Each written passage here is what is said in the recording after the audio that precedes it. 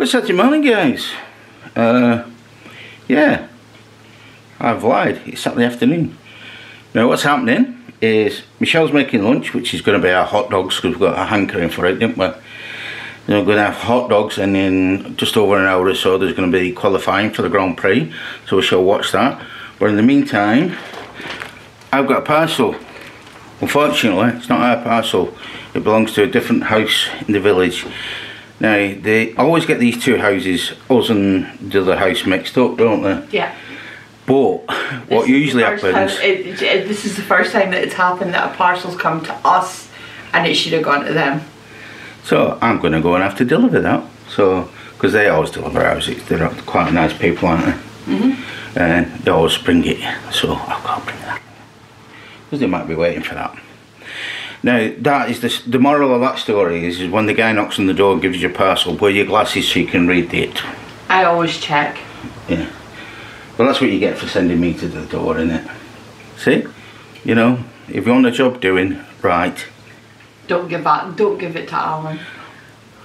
Michelle must do it herself. Anyway, I'll get off and deliver that.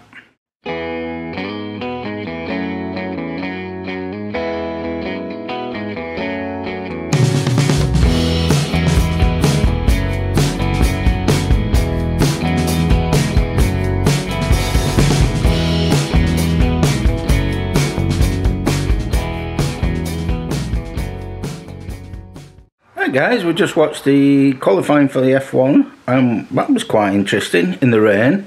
Lando Norris having a bit of a bad crash there. He was flying, he's going well as well. But yeah, very interesting. All looking quite exciting for tomorrow. Now where we are, because it's a late qualifying, it's 6:20, so Michelle's gone next door to do some FaceTiming with her friends, and I've got the remote, so I think I might watch an early film and then probably watch another film after that on the back of that with a beer. So let's see what's on. Hey guys, I've just tapped off my next beer from my pinter, the Greater Brewing Company, whatever it's called, and that's really nice. That's going to go down very well. That's a definite 4 stars out of 5 for me, that one. Yeah, I put a film on called 6 Underground, and yeah, I'll persevere with it for another 10 minutes and see what happens. Moving on. Good Sunday morning, guys. I came downstairs about 9:30 and I decided to do a little bit on the PC, and then now it's 12:05 and I don't know where them hours have gone. But never mind. To get up and make some lunch in a minute. Oh, just been messing about on the PC.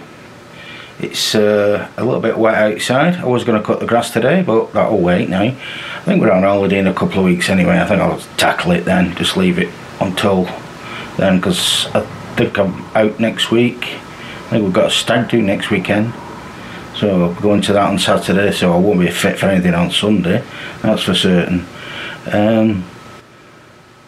Then we've got a week in and then we're off for a week. So anyway, that's finished exporting. I'll get on with computer work and go make some lunch. Okay guys, so what Chelle's doing here, she's boiling a ham and we're going to make some lentil soup. So we can't make our mind up whether we're just going to have soup for tea or Michelle's going to cook the chicken. Well, she's going to cook it anyway, and we might not eat it, might just take the meat off, make a pie out of it and use some of it for tea tomorrow. So that's the tea plan.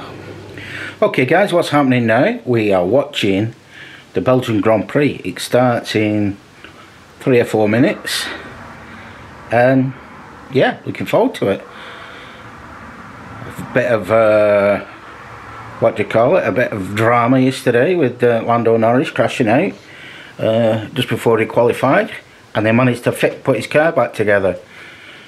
Now, I've never had a car go in a garage and been there for less than a few days, and they completely wrecked that car and put it back on the road. Unbelievable. Anyway, I do waffle, so I shall shut up and carry on watching the Grand Prix. Speak shortly. Okay, so we're roasting the chicken, are we? We are roasting a chicken. In a pan? In a pot. In a pot, because it's, what is it, just over 2 kilos? Yeah, go on. Yeah, so it's just over 2 kilos. So roasting chicken, it's 45 minutes per kilo and 25 minutes plus 25. So it's 2 hours. I think I might need to chop a bit off of the legs of that actually. The leg's not fit? No, it's not as trimmed as it usually is. Not as flexible. Has it not been doing its yoga classes? No, these bits usually aren't on here. Well, saw them off. I'm not certain how to do that, to be fair. Well, fold them in. Just fold them in, the weight of the lid will keep them in. Yeah. There you go. Job done. Sorry, I'm filming Sky. Okay, so the chicken just fits in the pan.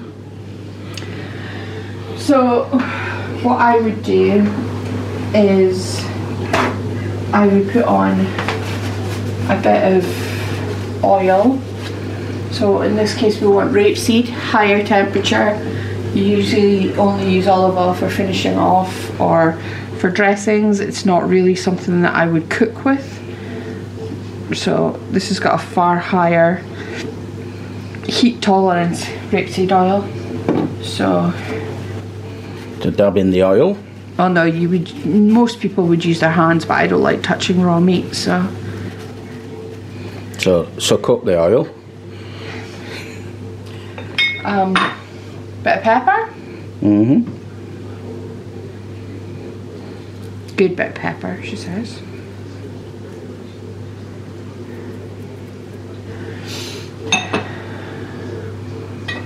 Salt.